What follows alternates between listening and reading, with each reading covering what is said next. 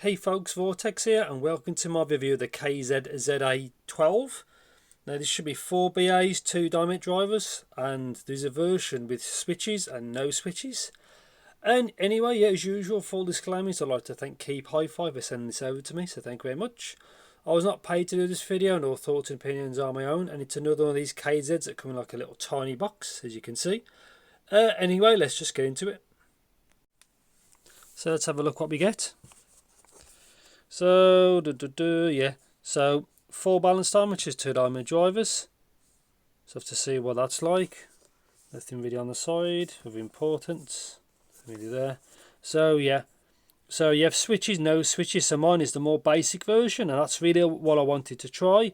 And again, no microphone because I don't really use the mics much at all for calls. So specs seem a little bit different. So reading impedance is a little bit higher than normal, and sensitivity is a little bit lower than normal, so might need a little bit more power, which is not always a bad thing because sometimes KZ stuff's too sensitive, and obviously frequency response is quite big and everything looks relatively normal. So I've never tried this kind of shape before, I don't think. So quite deep. So dynamic driver there. So look at this one there, one. It's hard to see, but one at the back, one there. So there's a BA in the nozzle, which is not always my cup of tea. And except there's something down there. So yeah, quite a deep fit, but there's no weird fin or anything on there, as you can see. So it obviously comes with silicone tips. I wonder if it comes with any foams. But yeah, it's a bit, I say, it looks quite deep. Right there. Product card, tips. Looks like there's quite a few in there. I'll open them up in a bit. And might come with a kind of their standard kind of cable. Let's have a look. Yeah, so yeah, their standard kind of cable. And that's it, so I'll have a look at them a bit. So yeah, no switches, so these should be quite straightforward. Just trying to curious to that fit because they're quite deep anyway. So yeah, I'll see you in the future. Yes, so welcome to my review section of the KZ ZA12. Yeah, so it also did come with some foam tips, which I'll talk about in a bit because they're useful. So that's a bit of a spoiler. So anyway, this is the cable they've used about 1 million times, but it's okay really. Obviously, it goes into 2 into 1 basically, but right angled L shape. And in there the split, and it works fine really. I don't really, if it ain't broke, kind of fix it kind of mentality, and that's what they look like attached. So yeah, quite big units as you can see. This is a DD and a DD. We'll have a look at that in a sec. But yeah, that's the shape. Obviously, nothing new with that. Get rid of that out of the way. So comfort, fit, and like the overall kind of shape. Let's just take that off as well. So as you can see, quite large. The fit was actually fine, but to be honest, I mostly use these in a seated position. But considering they are large, they fit well. It's one thing, but there's obviously, you can see there's a BA in the nozzle like I showed before. Build seems okay.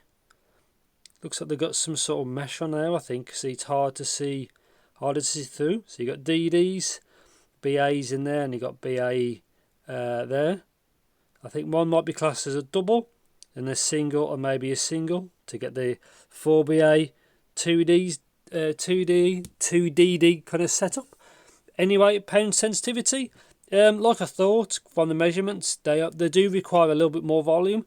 I don't mind that at all. I think it helps to be less sensitive than too sensitive, really. I think helps.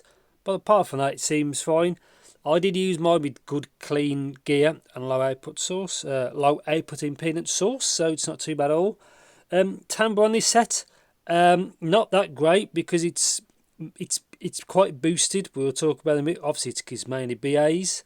The DDs aren't that impactful, which I will talk about in a bit, but the overall tonality, it does have that BA sound to it really is probably the one way of putting it across. Details like resolution, technicalities seems, I think, quite good really, to be honest. Probably a little bit better than I expected. These are good for something which I'll talk about. They've got a really good use case. Anyway, so soundstage, very big. The sound they've got, like, sounds like they've got a lot of good height to the sound. Yeah, and imaging I think is also very good. So sound, because these are what it's all about. Also, mine's not the tuning one, but I presume the one that's got the switches is not that different. Probably a few little differences here and there.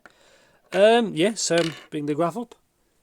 Now, I've graphed both foam and silicon, but in reality, when you use the foams, it's a little bit smoother in the treble. As I predicted, the graph doesn't really... the graph shows more kind of opposite, but it's a little smoother with the foam tips as it tends to be.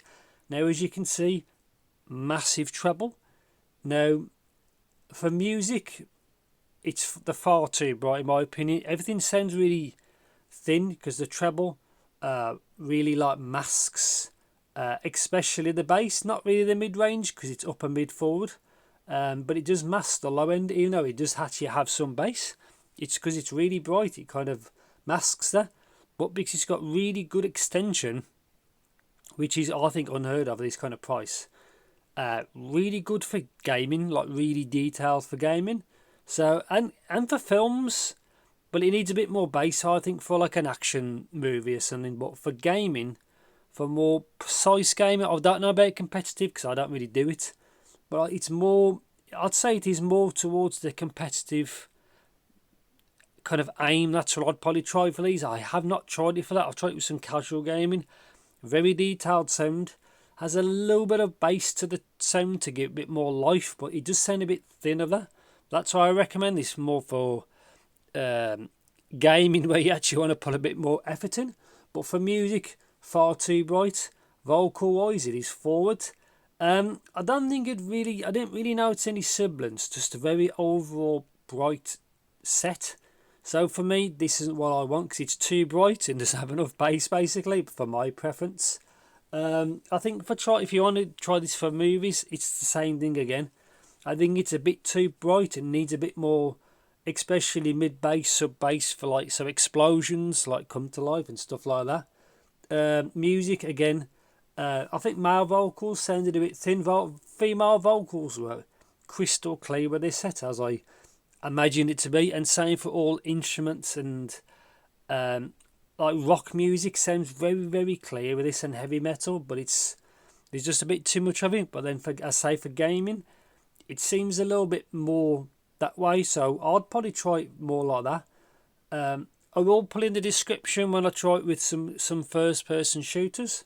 I'll just try it some casual gaming, so Star Wars Fallen Order, and this sounds very detailed and crisp, which I can imagine it to be like really. But yeah, before I graph these, obviously I listened to them first and I thought, wow, these are not what I expected. So I was for 4 BA or 4 balanced armatures and 2 dynamic drivers. I was expecting V-shape probably, but they got less bass than I expected. It is quite clean and quite quick, but the sub bass does roll off a little bit. But yeah, overall really bright set, which is good or bad depending on the use case. But for music, a bit too bright. For like casual usage, we're watching YouTube on a phone or something like that, it's not too bad. But for music reproduction, bit too bright really, and that's pretty much it. So conclusion is, obviously I think I've just pretty much said it. So gaming, more of a what I would probably try with these, that's kind of its aim in my opinion.